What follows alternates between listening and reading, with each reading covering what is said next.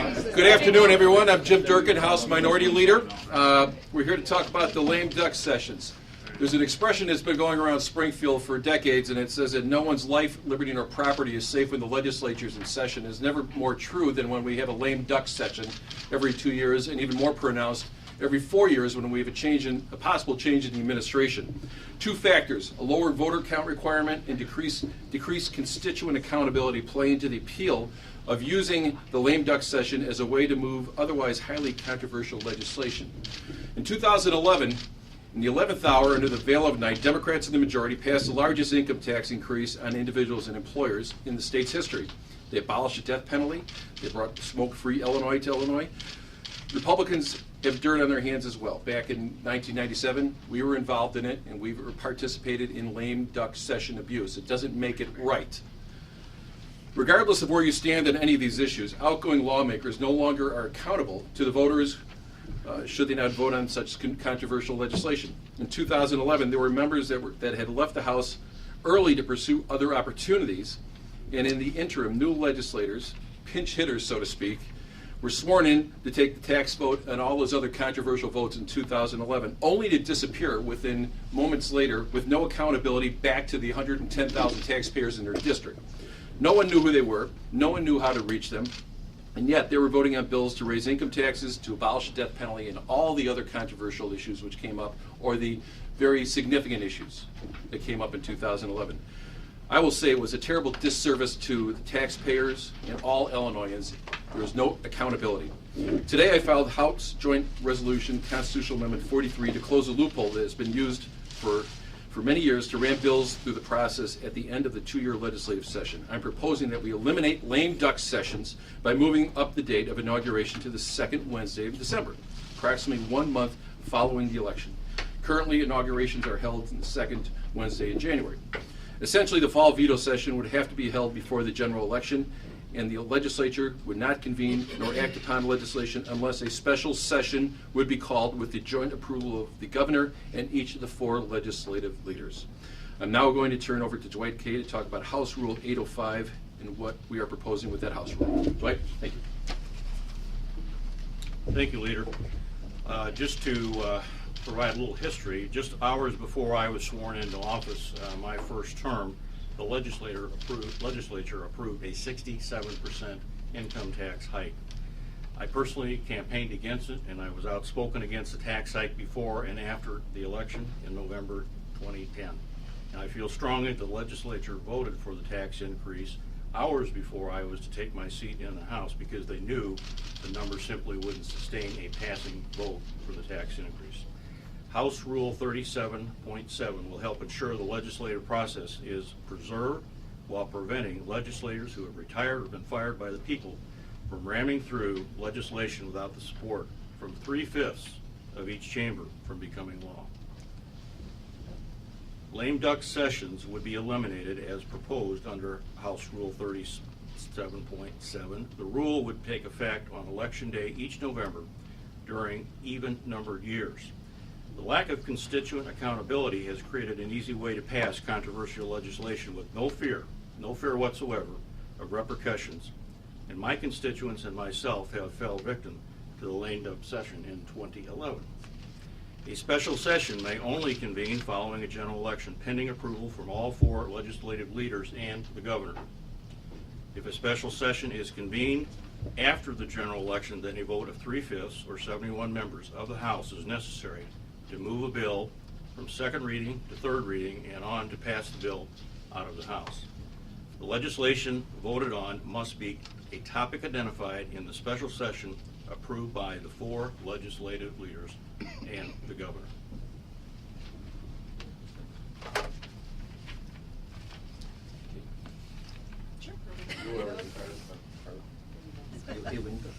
Yeah, that would be fine. Good afternoon, everyone. My name is Kay Hatcher.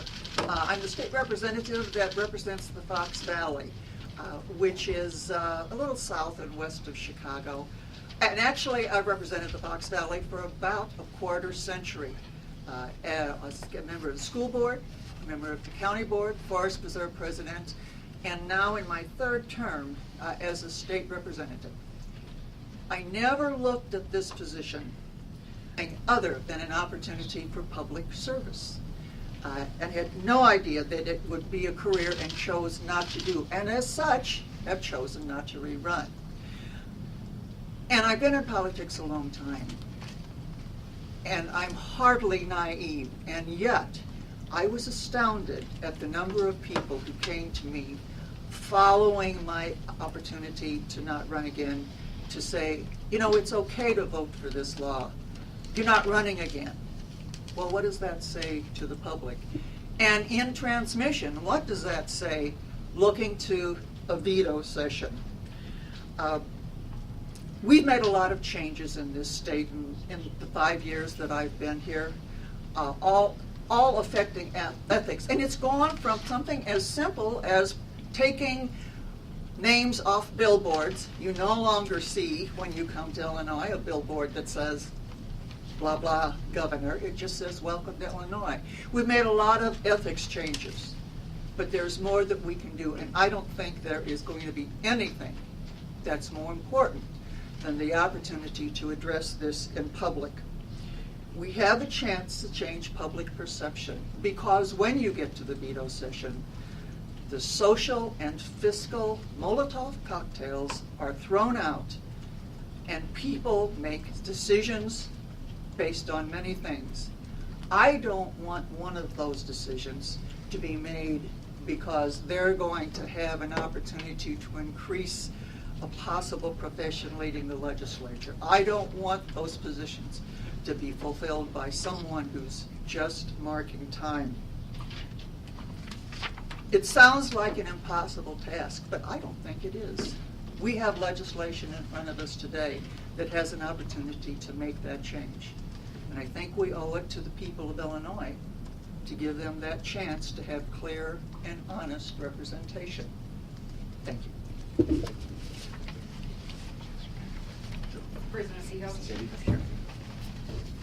Hi, I'm Sandy Pios. I'm from the 48th District from Central DuPage County. And currently, the simple majority vote in lame duck sessions has allowed controversial pieces of legislation we heard to become law that would otherwise not have sufficient votes. Under this proposal, outgoing lawmakers would not have the opportunity to take advantage of their lame duck status to vote on legislation in a way that they would not have to be accountable to their constituent. Lame duck legislators do not make good public policies, and for those of us that remain on, we have to deal with the consequences. Many of my constituents remember that lame duck session 2011 and expect us to deal with the consequences of that session where the income tax was increased, and we have promised to roll back moving forward. This income tax increase passed with the bare minimum, if you remember, of 60 votes required. I believe the death penalty only had 60 votes. Several of the lame ducks who voted yes that night were replaced the next day by new members who had pledged to vote no on the income tax increases. On what was perhaps the most important votes that impacted families in years, these districts were denied the representation that they voted for in the November election. Instead of using the lame duck session as a loophole for passing far-reaching controversial legislation, each bill should be thoroughly vetted through the legislative process. The General Assembly's 2-year legislative session was created to allow more than enough time to move legislation through appropriate channels while also holding lawmakers accountable on election day. When elected officials are no longer held accountable to their constituents, mistakes can be made at the expense of our taxpayers. Representative Brown? Anybody else to say? Excuse me. If you'll remember back with me, I wasn't in office 4 years ago, but I was running for office. And my opponent and eventually a gentleman who became my predecessor swore up and down that he would not vote for an income tax increase. He, along with several other members. And in this business, your word is your everything. It's all that we can be judged by. And unfortunately, after losing the election, many of these members gave up on their word. They backed out on their promise, and they increased income tax here in Illinois by $7 billion, 67% income tax hike. On what was perhaps the most important vote in many of my working families' lifetimes, this income tax increase hit home and affected their ability to put bread on the table. In the future, we need to ensure that these political tricks do not happen again. The issue is very simple here. Voters get to the poll, they have an opportunity to vote on their elected officials, and after those votes are tallied, those folks should represent them in the General Assembly immediately from that day forward. I fully support this measure of accountability and hope that we can get some movement.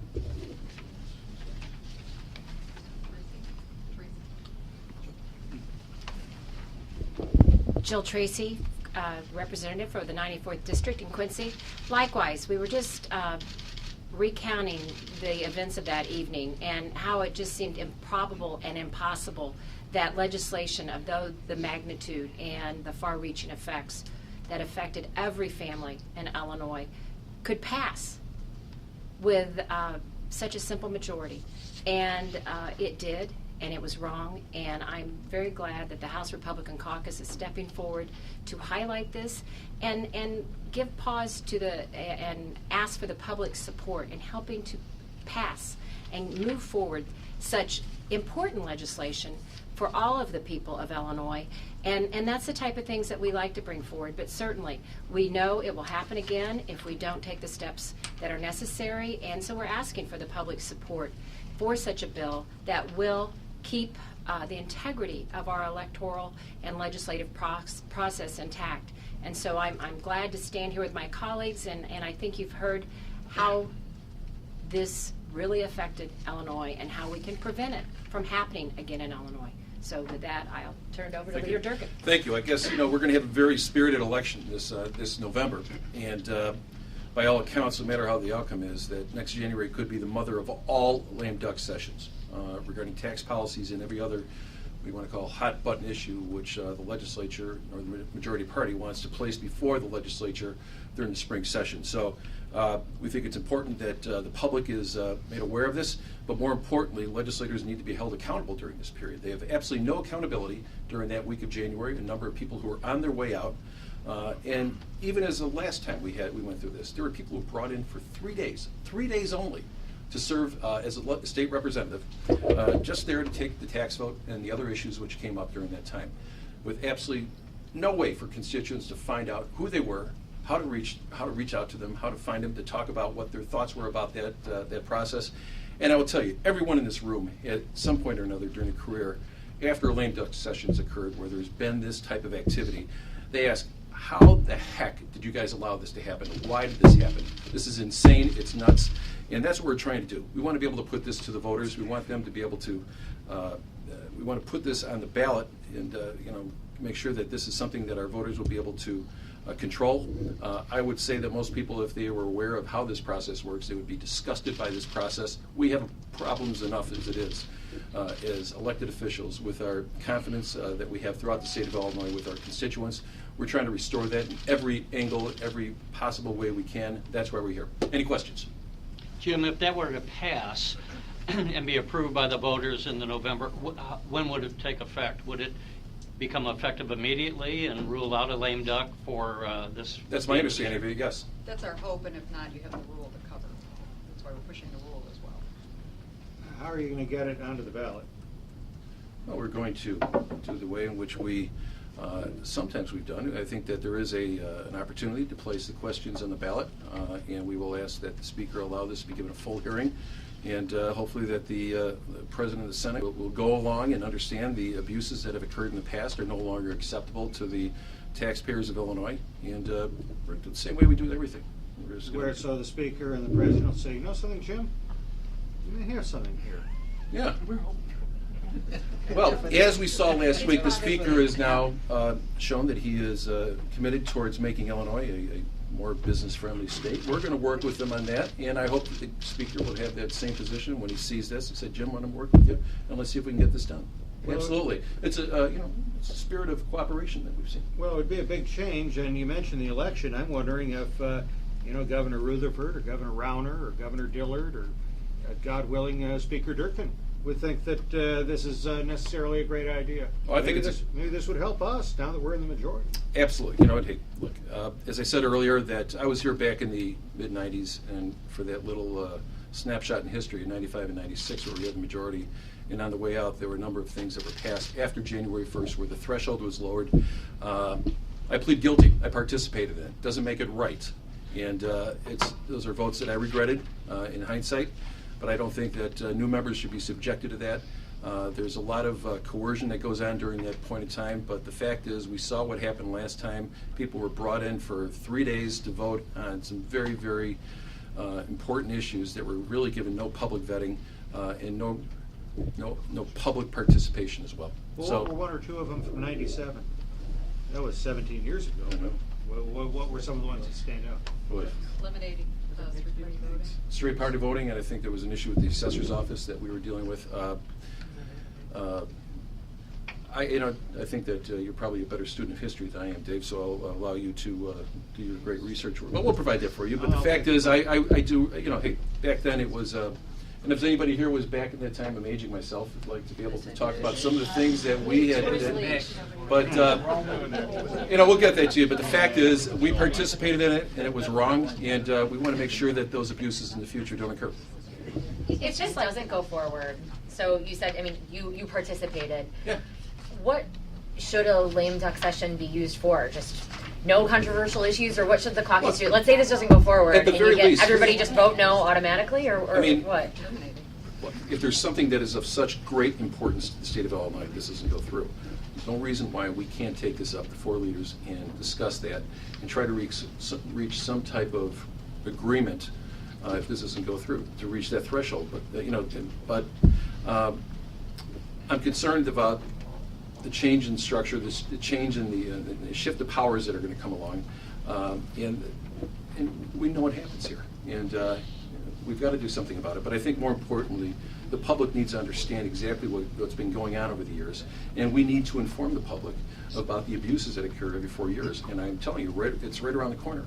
And if there's going to be, like I said earlier, no matter what the dynamics are of next November's election, there's a lot of people leaving the House, a lot of people leaving the Senate.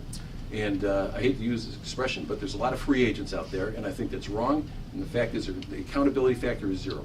I know you've had previous attempts to change lame duck sessions, right? Through just straight up bills that didn't go anywhere. So why would this be any different if the speaker didn't go for those? No, but here's the thing. No one does anything about it. And that's what really bothers me, is that over the years we've seen this, people complain, but nobody does anything about it. And that's what our caucus is trying to do. We want to do something about it. We want to educate the public about the abuses that go along with being in the majority party. And it's gone on historically, and we've got to put a stop to it. It's a new era in Springfield. People are more engaged in what we're doing. Transparency is the utmost, and the fact is there is 0 transparency in that process. And we have to stop at what happened back 3.5 years ago, bringing in people just for the purposes of voting on some controversial issues, which never otherwise would have seen the light of day or would have passed in the previous General Assembly. Someone brought up and phrased this as an ethics issue, so transparency. Is this the biggest ethical issue that Illinois is facing, at least that could be addressed by legislation? Or do you see anything else at the forefront? How much is this? I've always said this, it's very difficult to legislate morals. But the fact is we can do the best we can to at least put some barriers on individuals who are going to try to, will be fast and loose with and take advantage of opportunities which have been which present themselves usually at the end of the year. How many people have talked, and we've talked to people throughout the Capitol, in Chicago and everywhere else, well, that's kind of a tough issue, but we can wait for the lame duck session issue. We'll be able to get it through at that point. I think that's really vile. We don't need to be participating in that type of government. It's wrong on so many levels. And you've mentioned the tax increase. Do you see anything else on the forefront of a lame duck session this time around? Any predictions of what else could possibly at the very pop least up in this mother of lame duck sessions? Well, you name it. The sky's the limit. We saw what happened 4 years ago, so we'll just have to monitor it as this session goes along. We'll see what they want to push through. Whether it could be minimum wage, it could be some other issues that have been presented by the governor a few days ago on expanding child care and sick days for employees. there's a variety of things that can happen. But the fact is, it's an opportunity for mischief, and as I said earlier, no one's life, liberty, or property is safe when we're in session, and no more, even more so during a lame duck session. Jim, what is your reaction to the governor's proposal to roll back the presentation of the budget?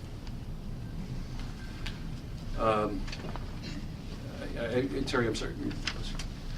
The governor is asking, pushing it back the budget. Hey, look, I think it's important that we live by the dates that have been set by schedule. And our caucus, we just feel that it's over the years, last 4 years, that courtesy has been extended.